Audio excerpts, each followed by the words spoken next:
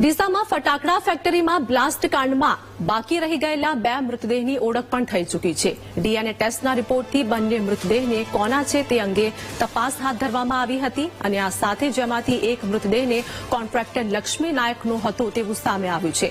લક્ષ્મી નાયકનો પરિવાર સિવિલમાં જ રોકાયો હતો.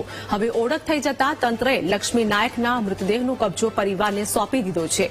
મૃતદેહને લઈને પરિવારજનો મધ્યપ્રદેશ જવા રવાના થયા છે, જ્યારે અન્ય મૃતદેહ સંજય નાયકનો હોવાનું સામે આવ્યું છે. સંજય નાયકનો મૃતદેહ હજુ પણ સિવિલમાં જ છે. તંત્ર તેના પરિવારની રાહ જોઈ રહ્યું છે. પરિવાર આવતા તેમને મૃતદેહ સોંપી દેવાશે. તો ડીસા ફેક્ટરી કાંડને લઈને વાત કરીએ કે 2 મૃતદેહની ઓળખ થઈ ચૂકી છે. ડીએનએ ટેસ્ટમાં એક મૃતદેહ કોન્ટ્રાક્ટર લક્ષ્મી નારાયણનો હોવાનો ખુલાસો થયો છે, જેમાં મૃતકના પરિવારને લક્ષ્મી નાયકનો મૃતદેહ સોંપી દેવામાં આવ્યો છે અને બીજો મૃતદેહ સંજય નાયકનો હોવાનું સામે આવ્યું છે.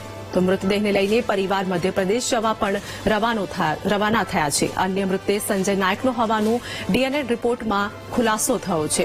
સંજય નાયકના પરિવારજનો આવતા મૃતદેહને સોંપી દેવામાં આવશે. તો ડીસા ફેક્ટરી બ્લાસ્ટ કાંડમાં બાકીના 2 મૃતદેહની ઓળખ થઈ ચૂકી છે.